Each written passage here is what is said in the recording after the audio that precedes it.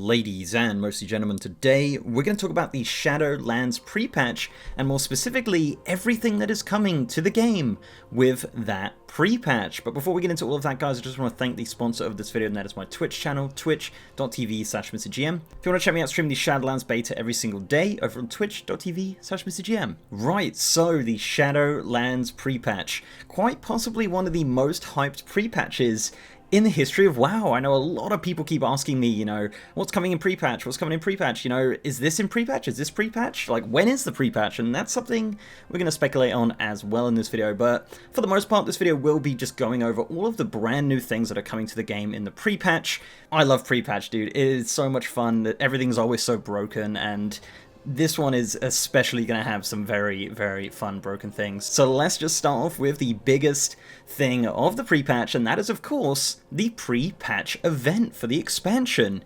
Now, we don't really know too much about this event. All we've been told it's kind of like a Scourge Invasion 2.0. If you remember that from Wrath of the Lich King, the Scourge just running wild, going nuts all over Azeroth and different areas in the world. And it seems like it's going to be a lot of fun. And as I said, we don't really know too much about what is like specifics and stuff like that, but it's going to be cool. The Wrath one was super awesome. But yeah, story-wise, obviously the Lich King's helm has been shattered.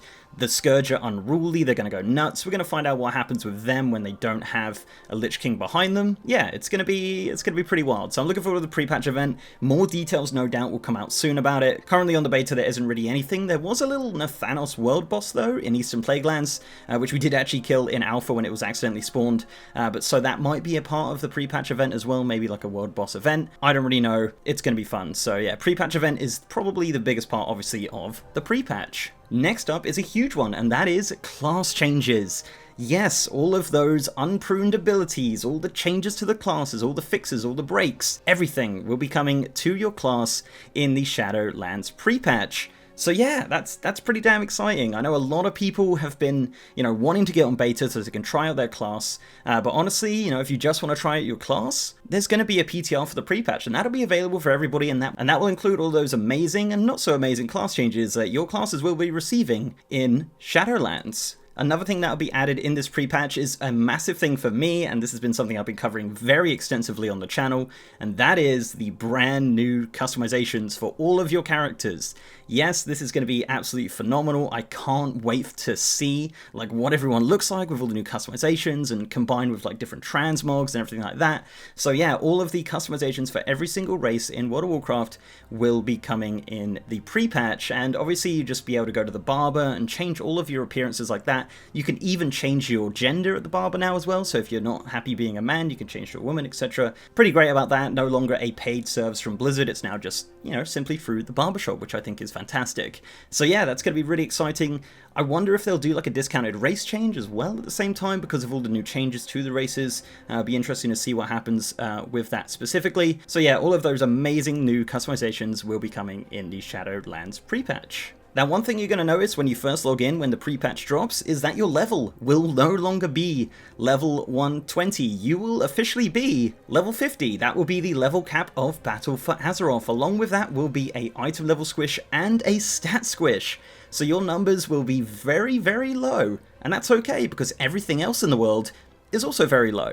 And if you're not level 120, if you're level 110, you'll be 45. The basic calculation is essentially dividing by 2.4 of your current level in Battle for Azeroth, and they're kind of rounding up, I think, is kind of where it's at. So yeah, that's pretty exciting. As for I know people have been asking, what about old raids? What am I going to do? How can I run MC? TLDR of that, essentially all the old expansions still do have a level cap. I do have a tweet I'm going to put on the screen right now. That's all the level caps for the different expansions.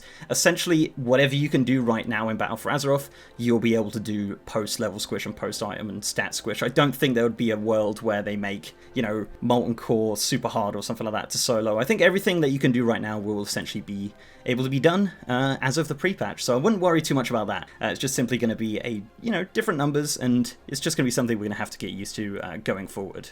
The next huge feature coming in the pre-patch is Exiles Reach.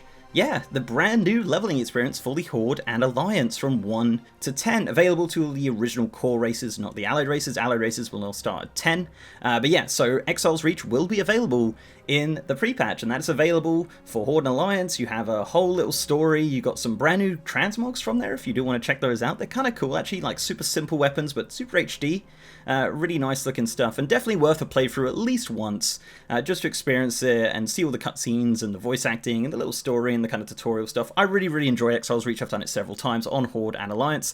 It is basically identical for Horde and Alliance, unfortunately, but you know, that's how it is, and it's super fun. And as I said, like when that comes out in the pre-patch, I do recommend that you do give it a go. I think it'd be super fun, and especially on day one, I think there's going to be people piling in there like crazy. I think it's going to be such a interesting experience for sure. And if you don't want to do Exiles Reach on a new character, you will get the choice to either start in your regular start zone or in Exiles Reach, so you don't always have to do it. But as I said, give it a go once, see what you think, and try it out. Alongside Exiles Reach will be another big leveling change, and that'll be Chromie Time. Yes, Chromie Time will be active as of the Shadowlands pre-patch. If you don't know what Chromie Time is, essentially it's a system where you can level from level 10 to level 50, which is the level cap, in any expansion you want to. So if you want to level through Burning Crusade, you can do that from level 10 to level 50, and you'll be able to experience most of the content over there, pretty much scaled all the way up till level cap there. And it's super fun. I've been doing it extensively on the Twitch channel, leveling through, you know, Wrath and Walls of Draenor, Legion, and it's been just really great. And obviously some expansions are faster than others. That's something, you know, that's a whole nother video to find out, you know, which one's the fastest. But right now on beta, it's one of the things I love doing and experiencing that old content once again. And it's an interesting experience, and that is for non-new players. So a new player will be forced into Battle for Azeroth. But if you're not a new player, that'll be an option for you once you reach level 10 on an allied race or on a character that's coming out of Exiles Reach. So yeah, Chromie Time will be active as of the pre-patch, and I'm looking forward to seeing max level characters in like Wrath leveling gear. That's, yeah, pretty interesting to think, actually. Speaking of broken items, another change will be to professions, and specifically professions from older expansions. Now, I haven't seen a ton of coverage of this. I will probably do an extensive video talking about this change, and of course the changes coming in Shadowlands as well with professions. But yeah, this is pretty interesting. So the way that they've done it right now, and this is obviously subject to change, this is as of beta, say for example you're going to make an item while leveling through Wrath. Now normally that item will be pretty low level, but with Chromie Time, you know, you could potentially be at Wrath at level 45, level 50, etc. So what they've done is create these items called Relics of the Past, and there's 5 of those right now, and each of them has a specific level that it sets the item that you create, and you can make that all the way up to level 50 with item level 100, which is fairly competitive. It's not a bad item level at all. And all of the endgame items for all of those professions are automatically item level 100 with requiring level 50, which is the level cap. So there's going to be a lot of broken stuff. Specifically, for an example, Nightfall. Nightfall is a axe from Vanilla WoW. As of the pre-patch, this will be item level 100 and requiring level 50, and that's, as I said, quite competitive. It's not amazing, but it's pretty decent. But it also has a proc which gives you 15% spell damage. 15%, and I've been testing this on beta, and yeah, it does work. It's pretty interesting. Another example is for tailoring, like Spellfire. The whole like Spellfire set is also available at item level 100 with the set bonus, which increases your spell power. So yeah, I've been looking at this a little bit. Obviously, it's quite hard to level stuff like that on the beta, but there's going to be a lot of broken items in pre-patch because of professions. I can't wait to see how nuts some of the raid runs and Mythic Plus runs are in the pre-patch leading up to Shadowlands. So yeah, professions is going to be a lot of fun for sure. Another fairly big change, which I have made a video on, is the allied race restriction changes. Essentially what's happening with these is they are removing the reputation required to unlock allied races. So if you haven't done the reputation but you've done the achievements, as of pre-patch, you are going to be obtaining a lot of allied races to play. This change, as I said, will be coming in the pre-patch, and it's fairly minor. I thought I'd throw it on the list anyway, and as I said, I do have an extensive video on it talking about the different achievements that you do need for those allied races.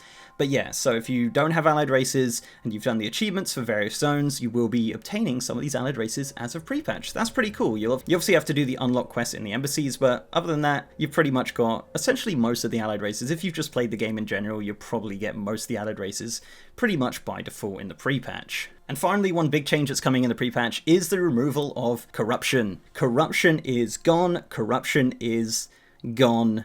Yes, corruption will be gone as of the pre-patch. It will be disabled, similar to like old legacy effects. It will just be grayed out and no longer be able to be used in the pre-patch. That's exciting. I know a lot of people don't like corruption. A lot of people do like corruption, but corruption will be removed as of the Shadowlands pre-patch. So get grinding now, enjoy it while you can, because as of pre-patch, day one, it's gone, and it will no longer be active on your weapons or on your items or anything like that. So yeah, corruption is being removed as of the pre-patch. So that's pretty much it, guys. That is all of the features that I can think of that are coming in the Shadowlands pre-patch. If you can think of any more, or you have a question about a certain feature, do let me know in the comment section below. I'll try and reply. I'm sure someone else will reply. But yeah, that's pretty much the like major features of the Shadowlands pre-patch, and I'm really looking forward to it. I know a lot of people are asking, you know, when's it coming? What's happening? All we know right now is that Shadowlands is confirmed for Q4 of 2020. Still confirmed as of the latest earnings call. So my prediction may not be correct. I think October. I think it will come some point in October, maybe earlier, maybe later, but as of right now, as I said, we have not seen the pre-patch event at all. Could randomly come on the PTR very soon, and as I said, the PTR will be available for everyone. So if you do want to check out some of these features early on the PTR, that'll be available once they jump onto PTR. So super exciting. I'm really looking forward to kind of getting into pre-patch, getting into Shadowlands, and getting involved in that expansion, because so far, I'm hopeful. I'm very hopeful for Shadowlands, and we'll see what happens. But before I go, guys, I'd like to give a massive shout out to my amazing patrons, YouTube channel members, and Twitch subs. You guys are awesome. And if you'd like to support the channel in any of those ways, links are down below. So leave a like on this video, guys, if you liked it, and subscribe if you haven't. I've also got a partner Discord channel with over 3,000 members. And as I said, I am now streaming over on twitch.tv/MrGM. We're streaming the Shadowlands beta. We're doing extensive testing every single day over in there. So if you want to check me out streaming the Shadowlands beta, I'm over on twitch.tv/MrGM. And with that, guys, I'll see you next time.